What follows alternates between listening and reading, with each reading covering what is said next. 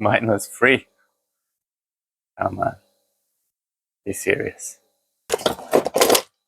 Switch, where are you? Here I am, here I am. How do you do? Ready, steady, step aside. Didn't blow up. No, we're gonna ignore that for now.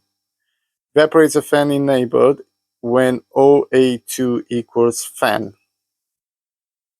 So we need to find first if OA2 is set as fan. Let's do this very, very quickly. OA2. There you are. Yes, it's set as fan, so we go back to FNC.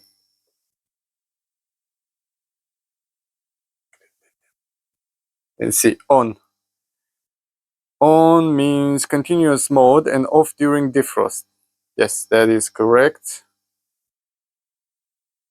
They can be set as running with compressor, but yes. So but I prefer to use continuous mode off during defrost. I need to get back into it because it has a very short time before it just goes away. FND, fan delay after defrost, FND. So when do you want the fans to start after defrost? And evaporator fan start. So I want a 2-minute delay. So we can get rid of some heat during defrost that has built up in the coil. FST 50, fan stop temperature, above which the fan is always off. So let's just put 20 degrees. I'll put this as 10 degrees. If my evaporator probe reads 10 degrees or above, the fans will stop. Even though it can cause it to ice up if there's an issue with the evaporator probe, but we could leave it like that. ACH. Kind of regulation for condenser fan relay. That is if OA2 equals AUS. So no cooling. This can be ignored because, as I said earlier, we're using OA2 parameters for fans. 35 SSA set point for condenser fan. SHY differential for condenser fan.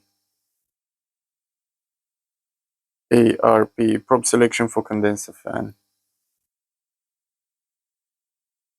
Not selected. NP. We're going to say this NP. So this group of parameters can be used to control a condenser fan, but we might explore that in the future. SDD. Condenser fan off during defrost. No. Just a quick note, if it's a hydrocarbon unit, you do tend to find that during defrost or off cycle, or if the cabinet has reached temperature set point, there's always one condenser fan working just to provide ventilation for the unit underneath. ALP, ACP, ACP, no, condenser fan working with compressor. In parallel with compressor.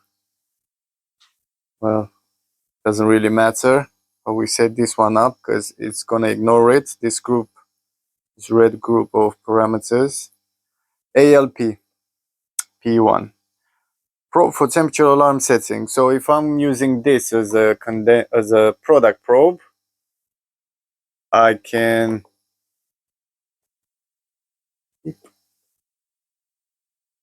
ALP. Yes, so if I'm using this as a reference, the product probe, then we should change this to P4.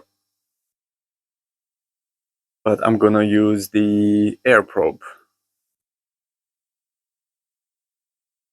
ALC, temperature alarm configuration. Relative. So this is relative to the set point, or you can set it as absolute. So I'm gonna make this absolute.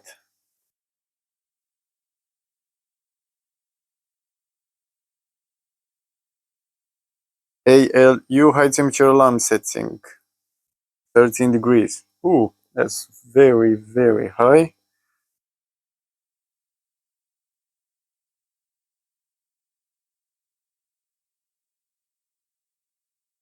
So since we set ALC as absolute, it's just gonna go by the temperature we give it.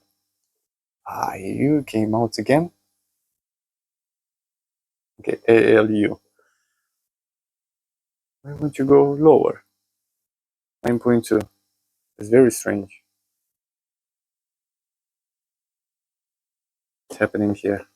ALC, absolute. ALU, 9.2. It doesn't want to go lower. Why? How strange.